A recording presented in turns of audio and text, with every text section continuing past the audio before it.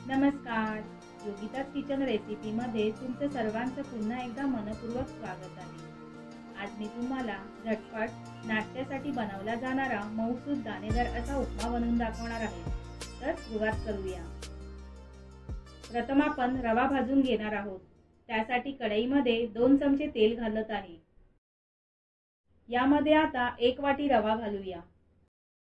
रवा मस्त असा फुलेपर्यंत भाजून घ्यायचा आहे। हलकासा खमंग सुगंध सुटेपर्यंत 2 ते 3 मिनिटे भाजून घ्यायचा आहे। आता हा रवा मी एका भांड्यात काढून घेतला आहे। त्याच कढईमध्ये 1 पळीभर इतकं तेल घातलं आहे।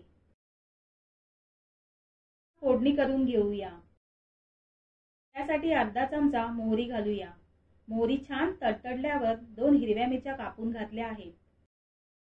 यानंतर 5 ते 6 कढीपत्त्याची पानं घालून परतून घेऊया।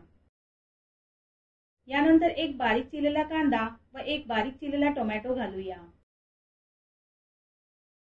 कांदा टोमॅटो छान मऊसूत होईपर्यंत परतून घेणार आहोत।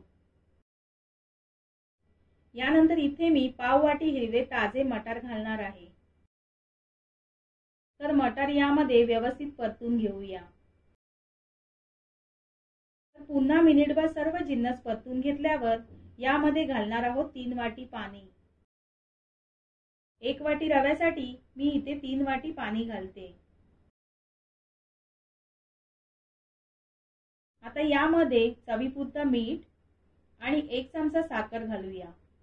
तसेच थोडी कोथिंबीर घालून पाण्याला उकळी येईपर्यंत वाट पाहूया।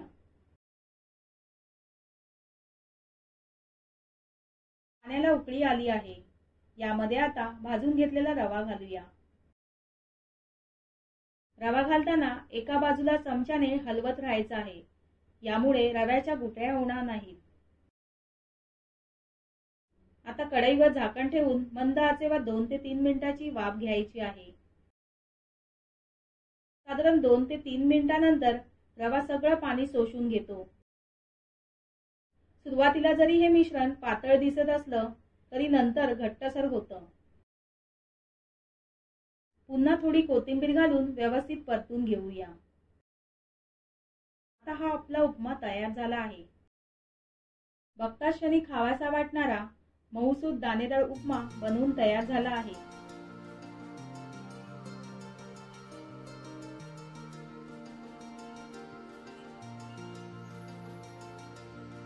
व्हिडिओ आवडला असेल तर प्लीज लाईक करा, कमेंट करा आणि चॅनलला सबस्क्राईब करा। धन्यवाद।